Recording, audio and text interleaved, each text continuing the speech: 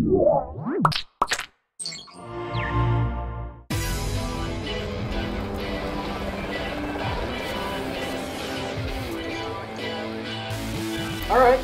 hey guys, I'm here with Glen Egan, who is the president of Sanzaru Games, and you guys are making Sly Cooper Thieves in Time, or Sly Cooper the Fourth.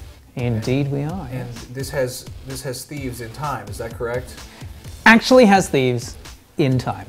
What a crazy idea. What incredible irony. So this is picking up where Sly 3 left off, correct? And do you want to give us a summary of what's going on here? Sure. I mean, we really kind of pick up the story from the end of Sly 3. Sly Cooper is feigning amnesia. He's with Carmelita. Bentley has settled down to race monster trucks, as hippopotamuses are prone to. And, sorry, money. And Bentley has decided to build himself a time machine, his dream project. However, yeah, when I retire. However, the pages of the Thieves Raccoonus, essentially the history of the Cooper clan, are now changing. And obviously something's going on with the past, and Bentley will now need to get the Cooper clan back together to go back and restore all this. Hence, Thieves in Time.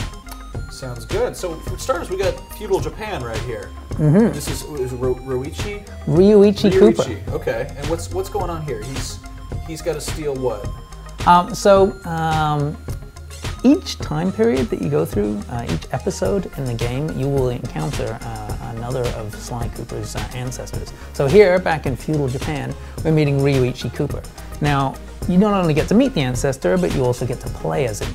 Now, in the Thieves Raccoonus, you'd read about them and their abilities, but that's only half the story. They actually have a lot more that you get to uncover when you meet them. And so here in this mission, Ryuichi has to essentially restore his sushi shop. And to do that, he needs to move through the space, pickpocket his sushi knives from these guards that allow him to unlock the doors and to start the whole place back up again. And essentially this is going to teach the player how to do his dragon leap, which it's a little bit like a technique that Sly already knew, but it's a much more advanced one. It expands upon it. So we're kind of seeing that history is not necessarily as it might have seemed according to the book. And we're meeting Sly's ancestors and really getting a sense for them. We've got feudal Japan. What other eras are we going to see? Well, we're also going to be showing off meeting Sir Gareth Cooper. And he is Sly's medieval English ancestor.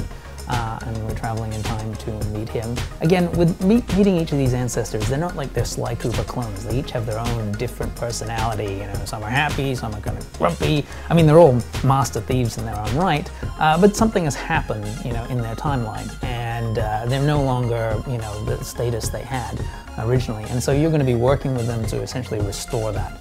And that's a lot of fun. That's a lot of fun in the story, is just to encounter these guys, and the juxtaposition of the characters is lots to play with. Yeah, I love it because it's a very kind of old school design situation. Having a different level set after a different time period. That's, that's some Kid Chameleon shit right there. I love that. But we saw different costumes. There's like, for instance, there's the sort of Robin Hood costume, which lets you shoot a bow and arrow. Any other costumes you'd care to elucidate us on? Well, the archery costume is one that we're going to be showing off here today. We also took a look at a thief costume that we had previously that afforded Sly the ability to slow down time. And so there's numerous puzzles that would require using that to sort of make your way across the level. And then also we had a samurai armor costume that you would gain while in the feudal Japan time period. But any of these costumes, they transport with Sly between all the time periods, and they provide a mechanism for unlocking more and more of the hub environments, the levels that you encounter. So you may, acquire the archery costume, and then in another episode you'd see, oh wow, there were some arrows over there. Oh, I see. If I go back there, the good kind of backtracking. Yes. It's the sort of Super Metroid backtracking. Yeah. Oh, I'm gonna, oh, what's up there? What's over there? I couldn't find it before. Unlock something new. Yeah, exactly. Very cool. So it's good stuff. Now, for fans of the series, that we saw the trailer with Dimitri in it. What other returning characters? Is it safe to assume he's going to be returning? Is that a? It's safe to say that Dimitri will feature in the game. Yes. Okay. And yeah, you know, all the original voice actors are back. You know, Kevin Miller as Sly Cooper. Of course, you know, Carmelita's going to feature in the game too. We're going to be talking a lot more about her later. But yeah, I think it's been really good. We get a lot of fan mail. Again, they're very happy that we're making another Sly Cooper game, and they're very happy with the direction that they see us going in, and that we're validating, you know, the Sly Cooper experience. Yeah, it's not going off into left field. They're like, I love where you're heading. Keep No, going. it seems very much like there was some kind of initial backlash because you guys aren't Sucker Punch, but it seems like you're being faithful. You worked on the HD collection, so it's, you know, paid attention to what works and what doesn't, and what you're doing there. There seems to be a lot of demand. Is Clockwerk going to make an appearance? Can you hint or allude to that at all? That's a tough question. I would not be surprised Okay. if Clockwerk was involved somehow. Okay, so that's good. Very cool. Do we have a release date? That's the big thing on everyone's mind. Well, we had 2012 before. Can you narrow it down at all? Now we are narrowing it down to the fall of 2012. Oh, okay. Well, that's tightening it up a little bit. Yeah, we're into we're not, maybe not the ballpark, but at least the postal code. That works. Yeah.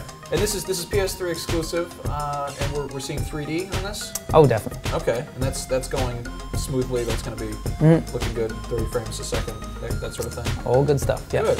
Any thought of bringing it to the Vita? Any word on that? Is that a possibility at all? Yeah, it'd be cool. But yeah, right now we just really got to get this PS3 going. Well, great. Well, it looks awesome, and it's about a time-traveling raccoon. So really, you know, what could possibly go wrong? What could possibly go wrong? Yeah. Well, thanks for talking. Cheers. Thank you very much.